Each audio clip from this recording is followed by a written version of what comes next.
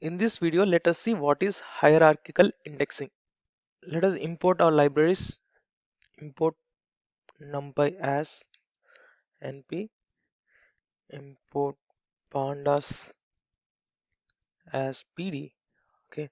Now I would like to just copy the data frame with the variable called data. Now when I execute this data, I have this like here.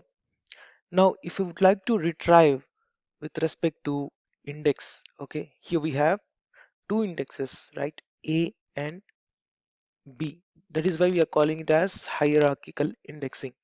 Now let us use a method called index. Okay. Now let us see what we have here.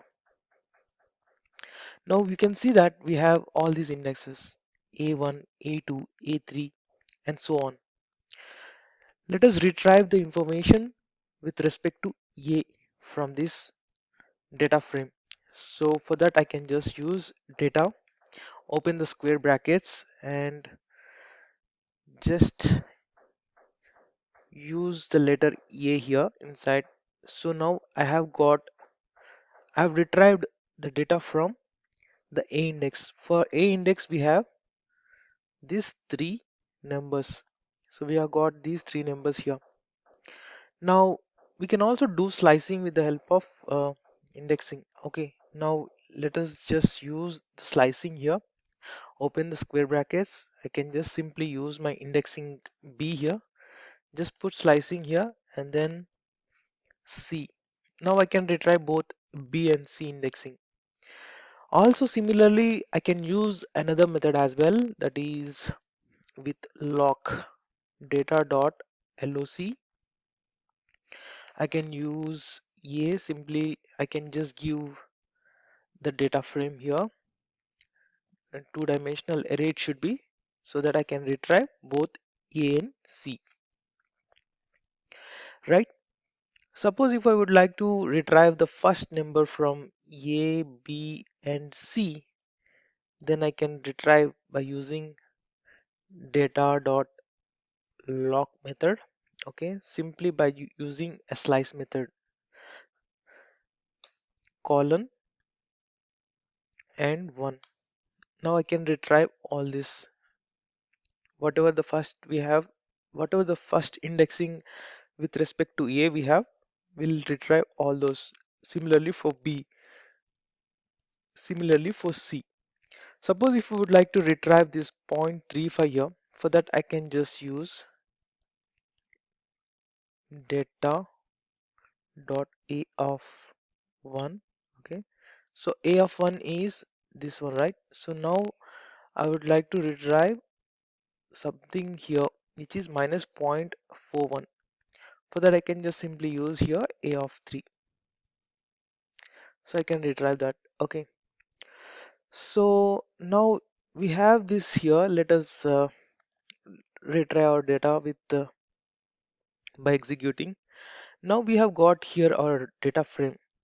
Now here I would like to structure this data with respect to row indexes and column. For that I can just use unstack method. Unstack. Okay. Now I'll get ABC in the row and 1, 2, 3 in the column wise operation. Right. Now similarly, if I would like to get back to my normal data, I can just simply use dot unstack dot stack again, so that I can just go back to my original data. This is how I can do. Now let us take another data frame here. Now this time let us execute. Let's see what we have here. Now when I execute df, now we have here two indexes and two columns, right? Two indexes and two columns. Suppose if I would like to name the indexes here, I can just use df dot okay, index dot names method. I can just simply here put names is equal to, here we have two indexes A and B, right? So A and the other one 2. So these two are indexes for me. Now I would like to replace, not replace, I would like to assign the names for the indexes. For that I can just simply use class. I would like to just give class here and then exam. Now similarly for column also I would like to give some names df. So we have columns called um columns called here we have columns of this math stat and geo, right? Now I can just assign the column names. I can just assign the column names. So here we have this and this. For this also I would like to assign here uh, two names. Okay. Now for that I can just use df dot columns dot names. Okay, is equal to square brackets field. Let's say this is field. Okay, this num and where will be field, and the other one will be lesson. Math stat and geo will be lesson. Okay, or subjects, whatever.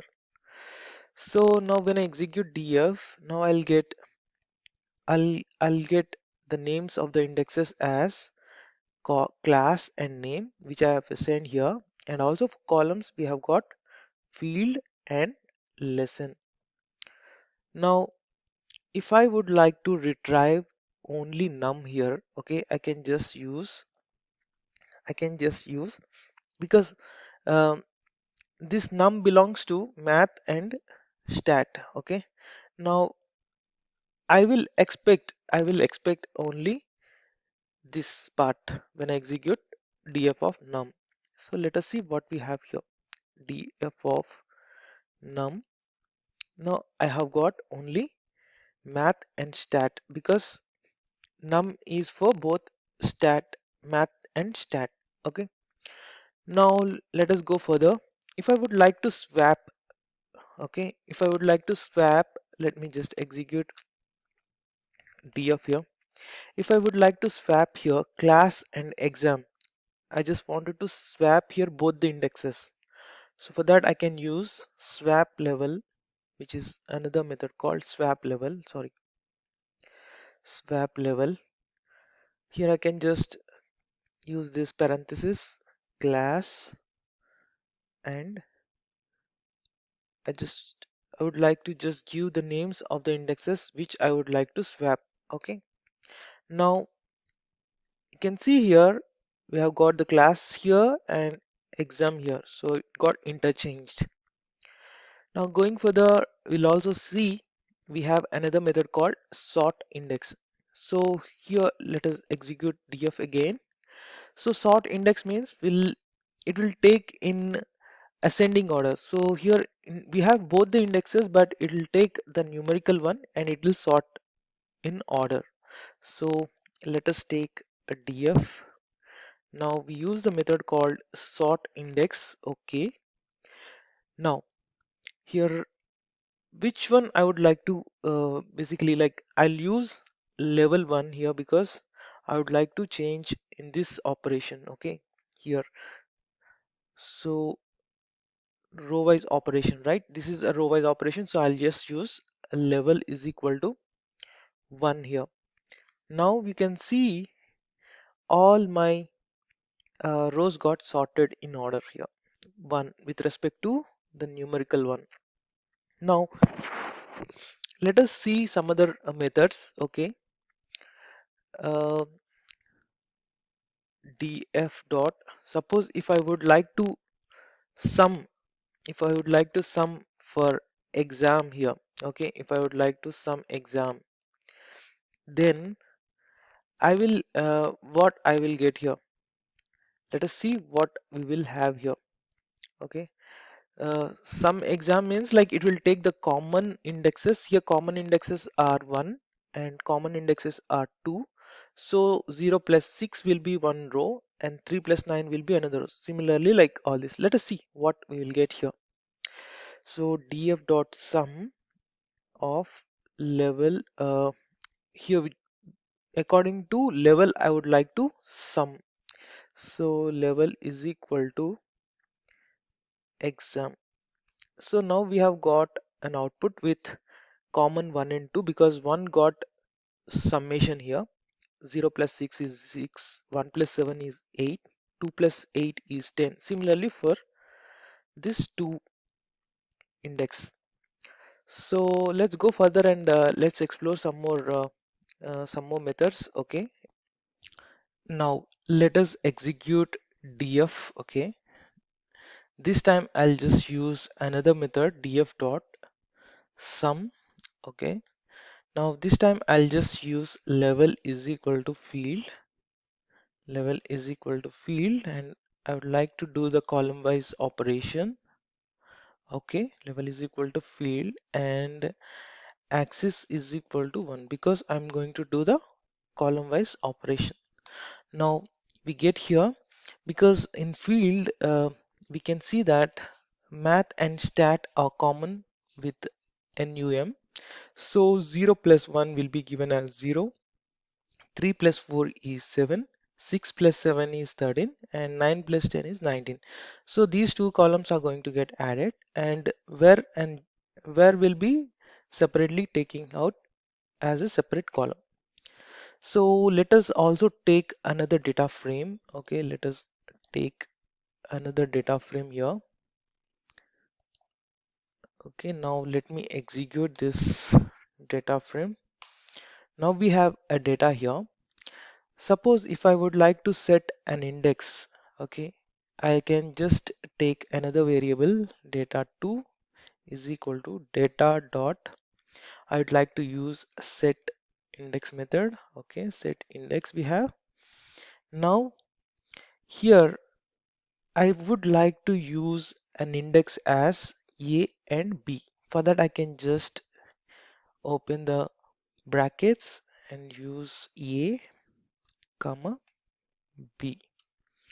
Now when we execute this, we have got the indexes with 1, A and B, right? A and B we have got the indexes. Now similarly, if we would like to, if we don't want this A and B should go out from our columns, and simultaneously we would like to set this as an index. For that I can just use in place is equal to true, sorry, drop is equal to false, drop is equal to false. Now when I let me just use this as a data 3. Okay, now when I enter data 3 here, now I have got I have both the columns A and B, and also I had set the index as A and B. Okay, now let's execute data 2. Let's see what we have here. Let's execute data 2. Now in this data 2 I would like to get back to my original data. So with this I can just use data 2 dot reset index. Okay, let me just see, reset index is there here. So by using reset index I can go back to my original data. So we have our original data, right? Here it is. So I can go back to my original data. This is it in this video. I'll see you in the next one. Thank you for watching.